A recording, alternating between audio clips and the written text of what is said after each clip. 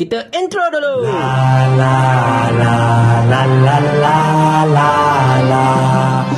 Sejujurnya saya merasakan kerajaan perpaduan madani ini sebenarnya sangat-sangat clueless. Tak tahu nak buat macam mana untuk membangunkan ekonomi negara kita ini. Dan akhirnya, apa yang mereka buat?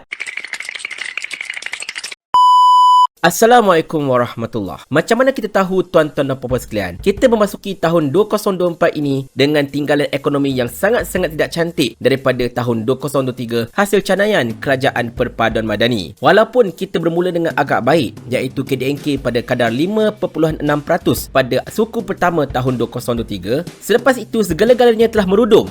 Salah. Menyederhana daripada situ. Kalau aku empuk nyawa kau karang, lupa nyawa kau karang. Di mana kita dapat lihat KDNK kita sangat-sangat menguncup. Kita dapat lihat penjualan equity dan bursa kita sangat-sangat tinggi. Kita dapat lihat nilai ekspor dan import kita merudum dengan teruknya. Kita tak nampak pelaburan baru masuk dengan banyaknya seperti mana yang telah dijanjikan oleh Perdana Menteri. Konon-konon 170 bilion dari China tak masuk-masuk. Konon-konon Elon Musk nak berlabur dekat Malaysia pun tak masuk-masuk. Just buka, orang kata apa, showroom kereta saja. Dan macam-macam lagi sebenarnya benda-benda yang boleh kita katakan gagal untuk menjana ekonomi kita. Dan kelihatannya kerajaan kita ini macam agak clueless juga, di mana mereka akhirnya telah resort kepada percukaian untuk memastikan negara ini dapat hasil yang secukupnya. Sebagai contoh, ketika mengumumkan KDNK 5.6% pada suku pertama tahun 2023, Perdana Menteri sendiri telah menyatakan bahawa itu datangnya daripada sistem percukaian yang efektif. Bukan datang daripada pengeluaran barang ke, bukan datang daripada import ke atau ekspor ke, apa-apa lah. Tetapi ianya datang daripada sistem percukaian yang lebih efektif. Jadi ini mendatangkan persoalan pada kita. Takkanlah kerajaan hendak bergantung harap pada cukai semata-mata untuk memastikan kantung negara terisi, tetapi melihatkan kepada apa yang bakal diberikan kepada rakyat sepanjang tahun 2024 ini. Ternyata itulah dia tuan-tuan sekalian. Inilah strategi kerajaan, iaitu mengenakan lebih banyak cukai supaya kantung kerajaan dapat diisi. Sebagai contohnya, saya ada buat video yang ini berkenaan dengan hadiah-hadiah yang bakal dinikmati oleh rakyat Malaysia sepanjang 6 bulan pertama tahun 2024. Dan kini kita ada satu senarai yang lebih detail berkenaan dengan cukai-cukai baru ataupun yang ditambah yang bakal dikenakan kepada rakyat Malaysia secara keseluruhannya. Dan ini termasuk cukai untuk perawatan komplementari. Perawatan bekam sebagai contohnya pun dikenakan SST 8%. Bermaksudnya lepas ini kalau anda datang bekam dengan saya ke atau dengan mana-mana pembekam ke, kami semua ini berdaftar, kami kena charge anda 8% SST sebab kami ini dah masuk ke kategori perkhidmatan. Nampak tak dekat situ tuan-tuan sekalian? Kalau anda punya package itu RM100, anda kena bayar RM108 untuk seorang. Kalau 2 orang, 3 orang, 4 orang, anda buatlah matematik sendiri ya. Jadi tuan-tuan sekalian, secara asasnya bila kita melihatkan strategi kerajaan kita ini yang banyak resort kepada cukai sana, cukai sini, potong subsidi sana, potong subsidi sini, naikkan tarif sana, naikkan utility sini. Jadi saya boleh membuat satu kesimpulan. Kerajaan kita sebenarnya sudah clueless, sudah tidak ada idea, sudah blur, tak tahu macam mana nak buat untuk menaikkan ekonomi negara kita ini. Mereka dah tak tahu nak buat macam mana lagi dah masalahnya. Nak tarik pelaburan masuk, nampak gayanya macam pelaburan macam tak ada masuk je cerita dia kan. Sebab kita dapat lihat Perdana Menteri dah duduk ke sana ke sini dulu untuk tarik pelabur, tapi macam tak ada masalahnya. Masing-masing kata okey kita ada komitmen pelaburan. Tetapi komitmen pelaburan itu bukanlah MOA, bukannya agreement. Sebaliknya hanya merupakan understanding, sekadar faham. Dan understanding ini tuan-tuan sekalian, dan understanding macam ini tuan-tuan dan puan-puan sekalian, tidak ada legal bind tau kat atasnya. Di mana kalau orang yang sign MOU ini tiba-tiba dia tak nak teruskan, tak ada masalah. Tidak ada apa-apa akta ke atau undang-undang ke yang memaksa seseorang itu kena ikut MOU. Tak penting pun masalahnya MOU ini sebenarnya, sekadar nak bagi faham. Sebab itulah kita dapat lihat pelaburan dari China yang dikatakan dah sign MOU sampai 170 bilion itu tak masuk-masuk. Sebab inilah kesian.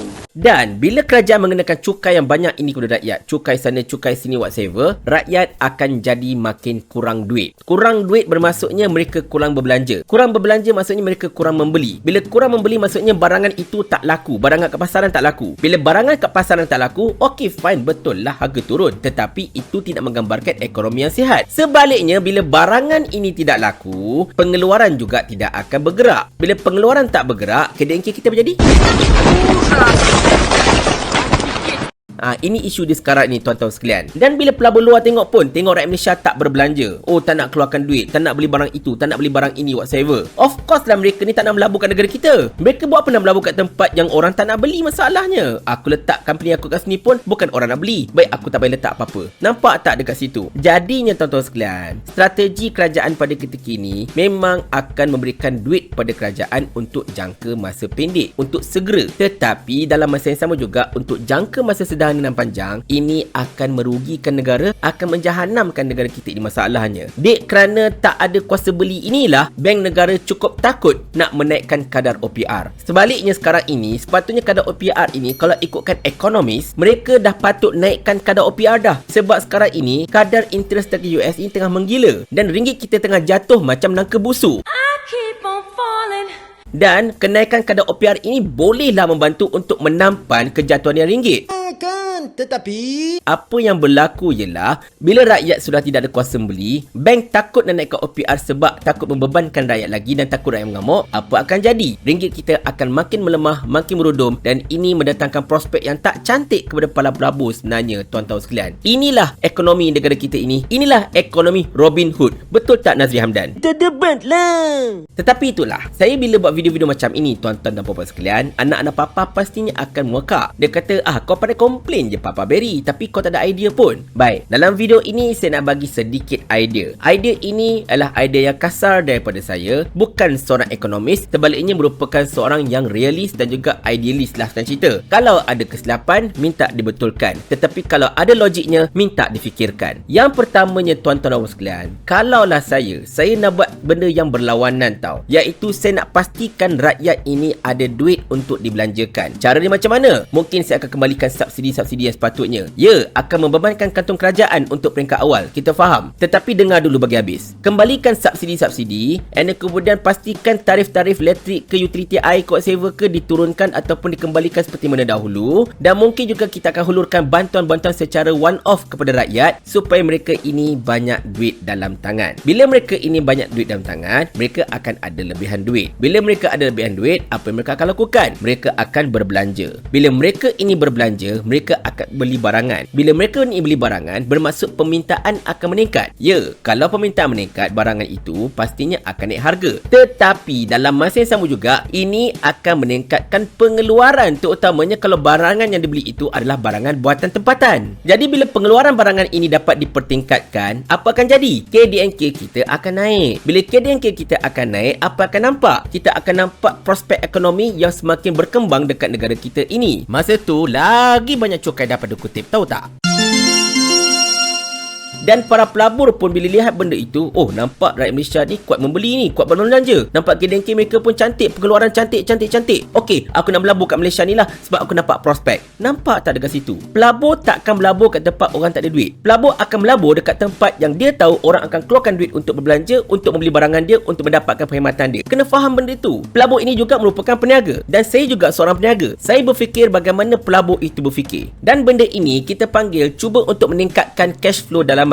Dan strategi ini sebenarnya sangat-sangat berguna di saat kita tengah mengalami kemelut ekonomi antarabangsa. Import mungkin bermasalah, ekspor mungkin bermasalah, kita mungkin tidak dapat orang kata apa untuk melancarkan perniagaan dengan orang luar dan sebagainya. Jadi apa yang kita kena buat? Kita kena mantapkan ekonomi domestik untuk pastikan ekosistem ekonomi kita ini berjalan. Duit kita berlega. Dan matlamat kita paling besar ialah pastikan banyak duit masuk ke dalam negara dan bukan banyak duit keluar dari Malaysia ini. Jadi itu sekadar cadangan yang crude sajalah daripada saya, cadangan yang kasar lah, daripada bukan seorang ekonomis seperti akan tetapi dan sebagainya. Itulah idea yang boleh saya berikan di saat kerajaan ini tengah clueless, tengah tak ada idea macam mana hendak menaikkan ekonomi negara selain daripada menambahkan cukai itu dan ini membebankan rakyat. Tapi masalahnya cukai untuk orang kaya-kaya dia tak charge pula. Siap bagi pengecualian lagi sampai 4 tahun. Gila kau apa bang? Kepala otak dia. Kerana itulah saya katakan dalam video-video saya tonton sampai habis, sebab kadang-kadang saya akan sertakan cadangan ataupun nasihat untuk dilaksanakan oleh kerajaan. Kita bukan sekadar bangkang kosong bang. Kita bangkang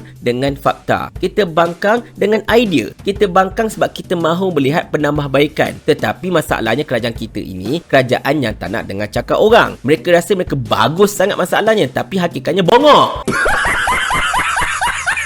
Bila bongok tu buat cara bongok, tapi masalah bongok mereka menyusahkan orang. Dahlah menyusahkan orang, siap gunakan mimbar Jumaat untuk sampaikan mesej wajib bayar cukai. Ya Allah, ya Tuhan Karim. Kau nasib baiklah orang tak tanya soalan kat kau. Mau tak tuan hamba kalau hamba kirimkan ke akhirat?